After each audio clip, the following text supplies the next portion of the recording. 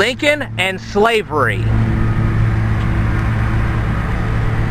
Lincoln gave a strong speech against the Kansas-Nebraska Act on the Jacksonville Square the evening of September 2nd, 1854. Penned by Stephen A. Douglas, this act allowed a territory to decide whether it would be free or slave. It became known as the doctrine of popular sovereignty. Lincoln stood unalterably opposed to the extension of slavery to the territories. When Lincoln became a key figure in the Republican Party of Illinois, he spoke at a Fremont for President rally held in Jacksonville. A nearby wall mural depicts this mass meeting in the courthouse yard. Pictured in the crowd listening to Abraham Lincoln's speech is Joseph O. King, a prominent merchant who later became mayor of Jacksonville. He helped found a political group that agitated for the exclusion of slavery from the free territories. Their first meeting, with King as clerk, took place in his store on the north side of the square. Most of the men who belonged were abolitionists. The Congregational Church was the only local church that supported this position.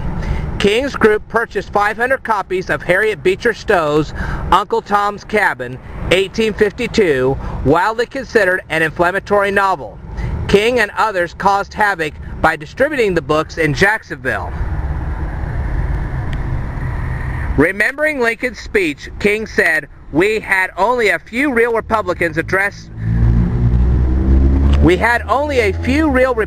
addresses before the Fremont campaign.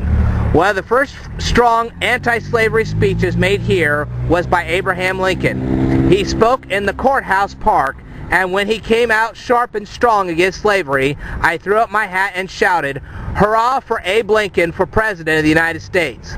Although the Republicans lost with Fremont in 1856, they won with Lincoln in 1860.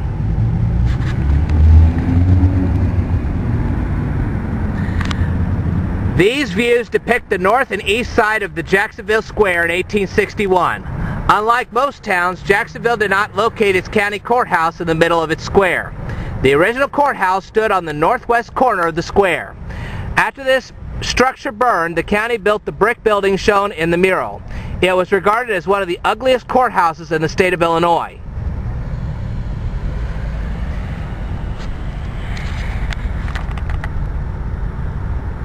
Stephen A. Douglas served briefly here as Morgan County State Attorney beginning in 1835.